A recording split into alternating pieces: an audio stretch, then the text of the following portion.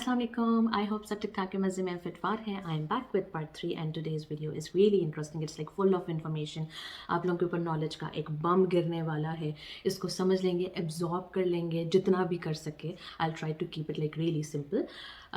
तो आपके जो हेयर इश्यूज़ हैं वो 80 to 90% आप बड़े ईजीली अपने सॉल्व कर सकते हो. हेयर डैमेज का, ब्रेकेज का, फ्रिजीनेस का, हेयर फॉल का, etcetera etcetera. So before we start a video, जो लोग यहाँ पे नए हैं, मेरा नाम है Sara. I am skin care enthusiast and a makeup junkie and a food freak. I love to cook and eat food. I have done my bachelor's in communication graphics. I recently moved to Canada. I am married and I am a mother to a beautiful 4 years old daughter.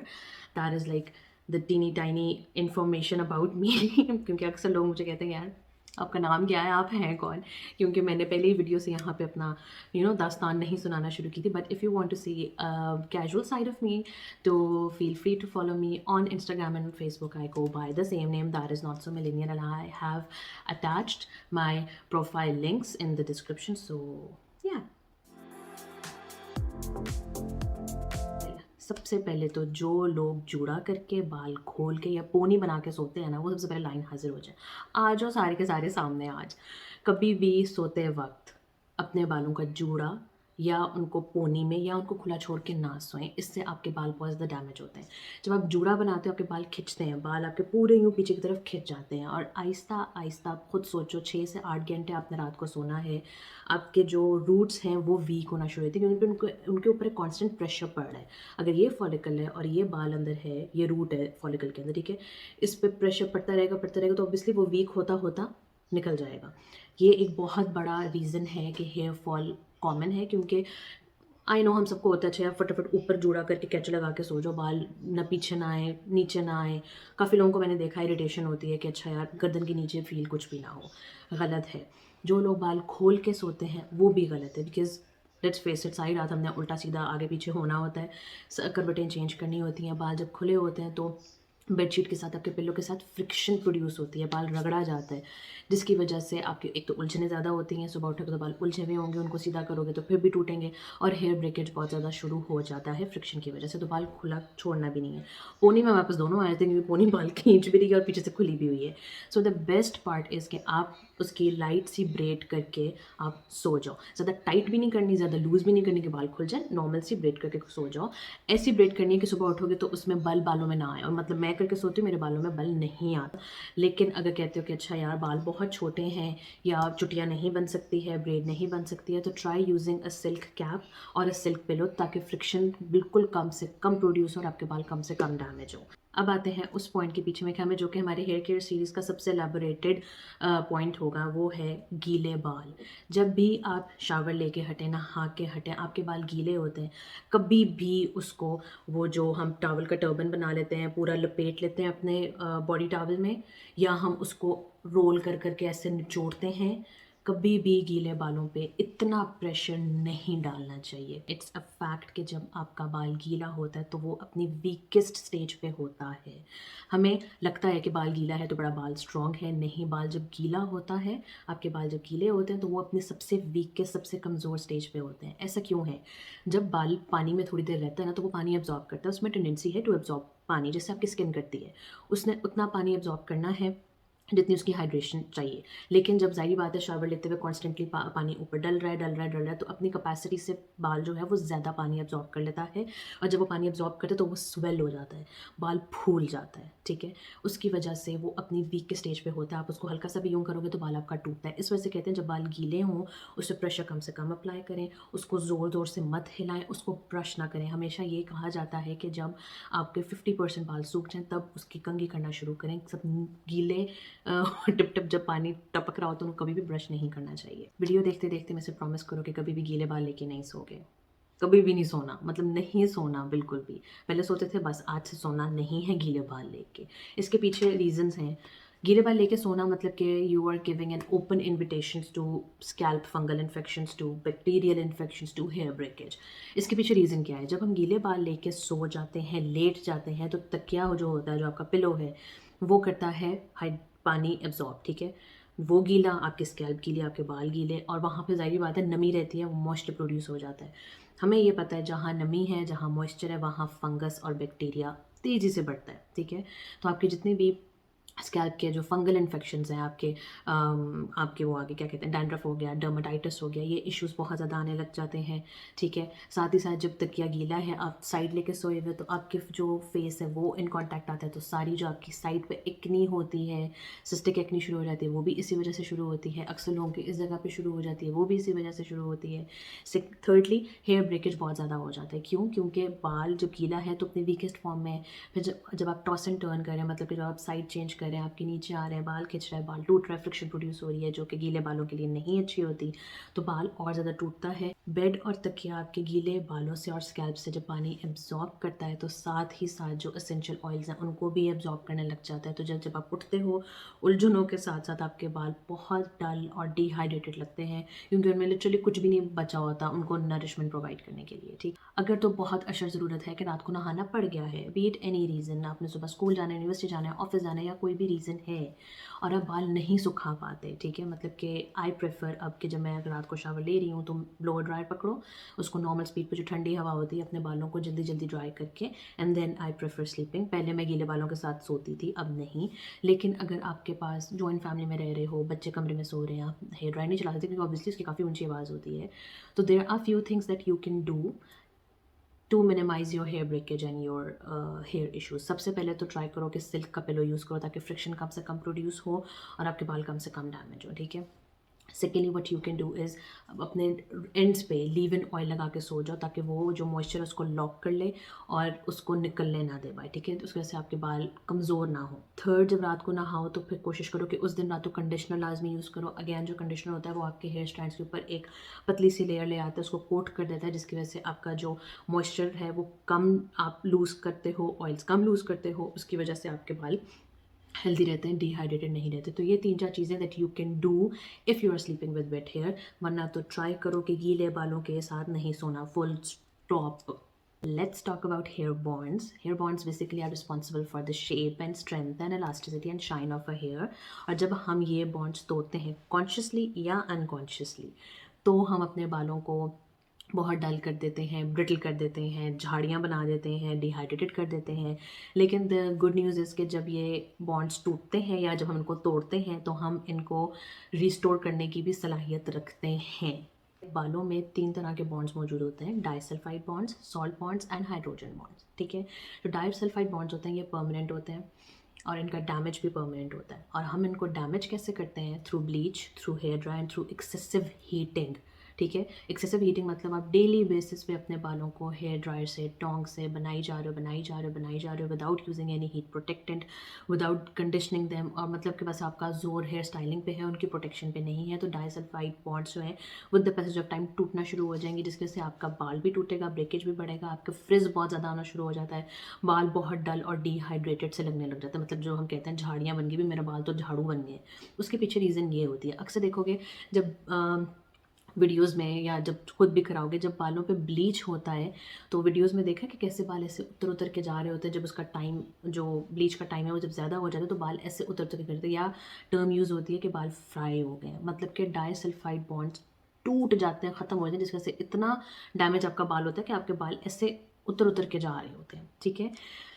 इसका damage permanent है, लेकिन आप उस damage को reverse कर सकते हो through different protein treatments. Market में बहुत ज़्यादा अवेलेबल है। ओलाप्लेक्स है, K18 का ट्रीटमेंट बहुत है, K18 मैंने खुद किया हुआ है और आई लव इट। ये अब तो जब मैंने कराया था तो मैंने स्टूडियो एम से कराया था।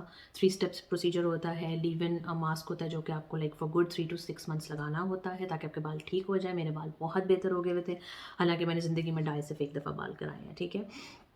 तो ये है। अब पाकिस्तान में डिफरेंट सलॉन्स पे ये मौजूद है। इनके मास्क भी अगर आप बाय रह रहे हो तो सफोरा वगैरह पे इजीली अवेलेबल है। K18 ओलाप्लेक्स भी आपके पास है। फिर आपके पास कैरेस्टास और भी बहुत डिफरेंट ब्रांड्स हैं जो कि बहुत अच्छे प्रोटीन ट्रीटमेंट्स बना रहे हैं। जैसे स्किन केयर में कहते हैं that you have to be really consistent और आपको बहुत पेशेंस की ज़रूरत होती है। वैसे ही बालों पे जब आपने मेहनत करनी होती है तो उस मेहनत को अच्छा टाइम दें for like good 6 to 8 months, कि आप इन पे अपनी एफर्ट डालें तो आपको खुद रिजल्ट सामने नज़र आने लग जाते हैं। दूसरी टाइप है आपकी सॉल्ट बॉन्ड्स, और ये टेम्परेरी तौर पे टूटते हैं फिर ठीक हो जाते हैं, और ये टूटने के पीछे इनके पास रीज़न एक ही होता है कि पानी का पीएच चेंज हुआ है, हार्ड वाटर से सॉफ्ट वाटर पे आप आ गए हो, या सॉफ्ट वाटर से हार्ड वाटर पे चले गए हो, या पानी जिससे नहा रहे हो उसमें केमिकल्स का रेशो बढ़ गया है, या आप ज़मीनी पानी की तरफ चले गए। जब भी पानी चेंज होगा आपके जो सॉल्ट बॉन्ड्स हैं वो टूटेंगे, लेकिन ट्राई करो कि जितना पीएच नॉर्मल हो उस पानी से नहाएं। Now there are different filters available.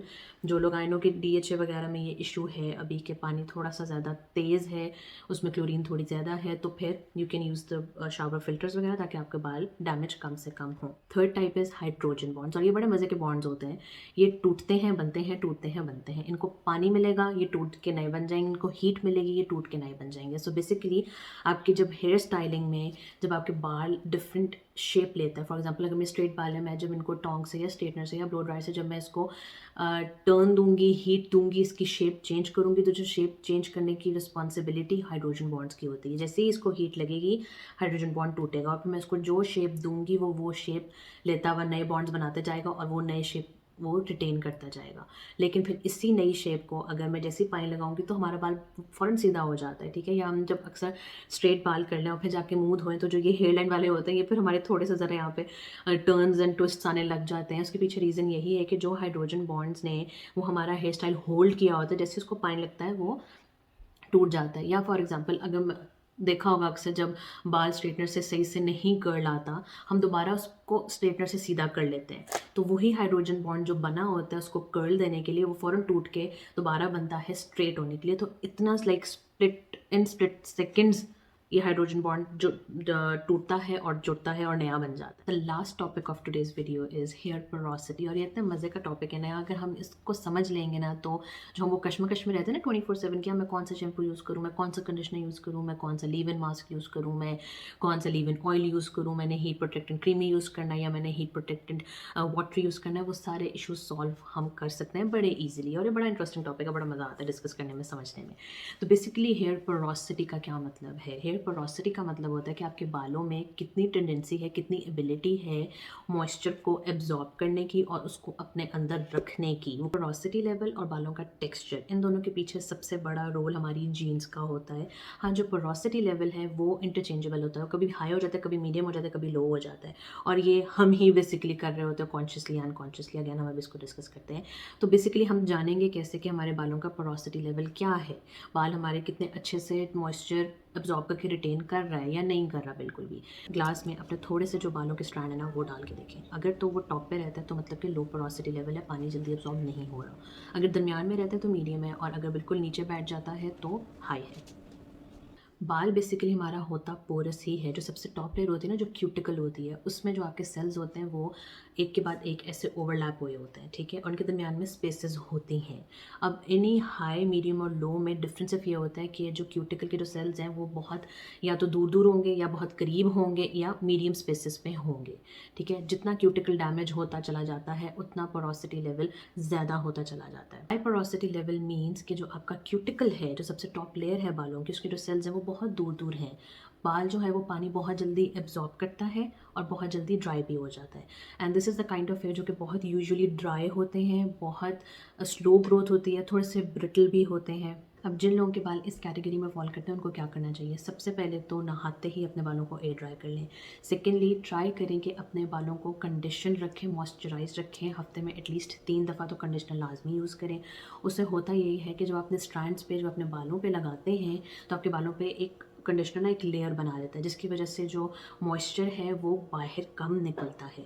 उसकी वजह से आपके बाल हेल्दी रहते हैं, स्ट्रॉन्ग रहते हैं, शाइनी रहते हैं। आपको लगता है कि यार मेरा डाई बहुत जल्दी उड़ जाता है, उतर जाता है, लाइट हो जाता है, दैट मीन्स कि आप भी इस कैटेगरी में फॉल करते हैं, आपके बाल भी हाई पोरोसिटी लेवल पे हैं, क्योंकि डाई के अंदर होते हैं पिगमेंट्स, ठीक है, जो कलर आपके बालों को देते हैं। जो आपके क्यूटिकल स्पार्स होते हैं ना, तो वो दूर दूर आता है और बहुत जल्दी निकल जाता है।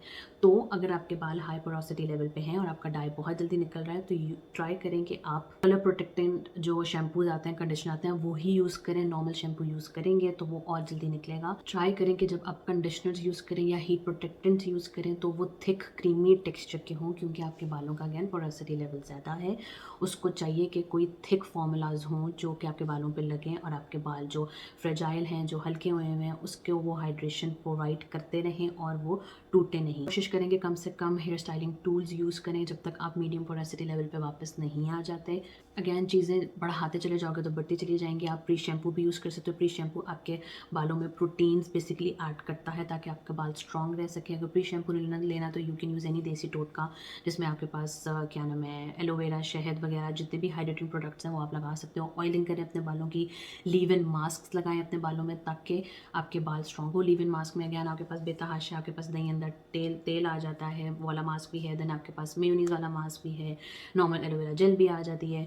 तो the list goes on and on. And अगर आपने नहीं करना, टोटकों में नहीं जाना, तो obviously you have protein treatments available, आप वो बाय कर लो और खुद ही घर में लगा लो। जैसे मैंने बताया था, मैंने K18 वाला मास्क यूज़ किया था फॉर गुड 6 मंथ्स। अभी भी कभी कभार मैं निकाल के कर लेती हूँ, लेकिन आफ्टर एवरी वॉश मैं अपने बालों में लगाती थी और उससे यकीन जाने से बहुत डिफरेंस है मेरे बालों में। I think I am 3 bottles down. और जो लोग मुझे इंस्टा पे फॉलो करते हैं वो देखते रहे होंगे कि मैं, मेरे ख्याल में मार्च या फरवरी से मैं उसको रिकमेंड करती आ रही हूँ। सो बेसिकली समिंग अप, जिनकी हाई पोरोसिटी लेवल है बालों का, उन्होंने कौन से प्रोडक्ट्स यूज़ करने हैं? उन्होंने शैम्पूज़ वाले प्रोडक्ट यूज़ करने हैं जो ऑयल बेस्ड हों, बालों की ऑयलिंग बड़े अच्छे तरीके से करनी है।